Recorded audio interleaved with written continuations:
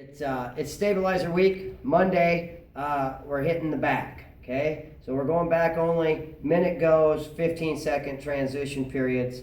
Here we go. We're going to start out, guys, in the sprint lane. First one is going to be a 360-degree cone sprint.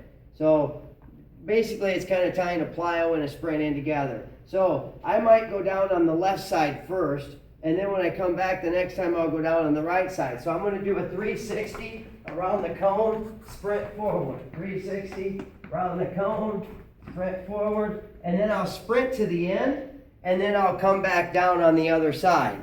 Okay, and then I'll hit it again, and I'll go down. Instead of coming from the left, I'll come from the right, and I'll go around the opposite direction, hitting as many as you can. Okay, next one. It's going to be basically a rope pull-up. There's several different ways we can do this. It's not as bad as it looks. Okay, if you're feeling pretty aggressive, you feel like you got a pretty strong back, you can do it from your feet. Okay, all I'm going to do, put my hands up here and get wrapped around those ropes, and I'm going to hit pull-ups from the rope. Okay, if I'm not confident doing that, it can be a little bit difficult for some. Okay, all I'm going to do is go to my butt, put my hands up as tall as I can, and I'm going to pull myself up as far as possible. Okay? Even if it's an inch, I can even pull and hold myself here and keep that back engaged as long as possible. Okay? Whatever you can do. Next one's going to be a cardio movement on the bags. It's just going to be alternating double roundhouse with a burpee in the middle. So it's going to be left, boom.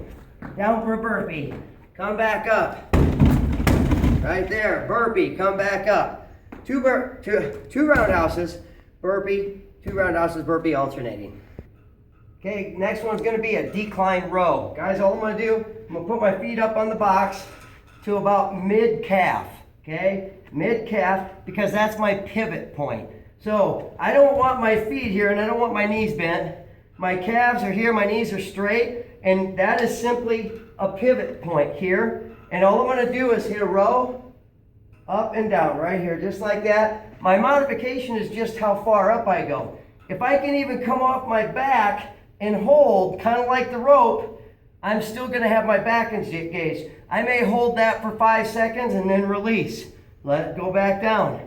Okay? So one partner's on this side, the other partner's on the other side, using the other half of the bench. Okay? Well, we will help you out with that. Make sure that you're doing it correctly. Okay, we're going to go into the fifth exercise is going to be a 3-point row. So my 3-point meaning I'm one hand and 2 feet for 3 points of contact to the floor. And I'm going to hit a row. Here's what I want though.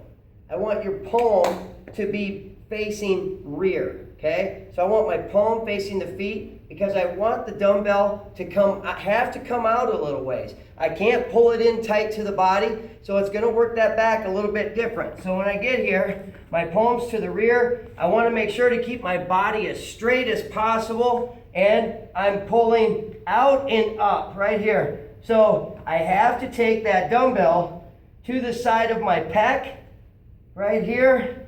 It's going to work it a little bit differently. It's going to make it a little bit tougher. If I need to modify, I will drop the knee of the same side that my hand is down. And still, I'm going to keep my body straight.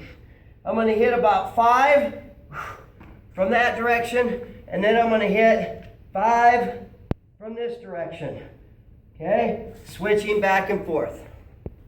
Okay, these are going to be called knee push-ups. They're kind of a difficult movement. You might have to ask a coach on the floor to make sure. You're going to get a lot of quad engagement, okay? Your legs are going to get sore, but you're going to get a lot of upper shoulder and back engagement too. I want my hands to be a little more forward. My feet on the edge of the box. I want my hands as forward as I can. I don't want them directly under me. I want them out front right here, and all I'm going to do is drop my knees to the floor right here. Come back up, drop my knees to the floor, coming back up. It's going to be very tough on the legs. The further my hands are forward, the tougher it's going to be on the shoulders and that upper back. Okay, difficult movement. definitely ask us if you have any questions. 1, Number 7 is going to be deadlifts, heavy dumbbells. Heavy dumbbells. This, we get into stabilizers just because of the massiveness of this movement, okay? A lot of dumbbell, and it engages a lot of small muscles in the activity. So right here, my palms are forward, my chin is up. I'm going to push my butt straight back. I'm going to ride my shins down to the feet, okay? Up on the shins again. I'm going to posture my hips forward when I get all the way to the top. Come down, ride the shins. Notice I am bent over. I'm bent at the waist quite a bit, not just the knees. Come back up, ride the shins, pop the hips, right here. I'm going to hit as many as I can. If I need a break, I'll go down, step back, and relax.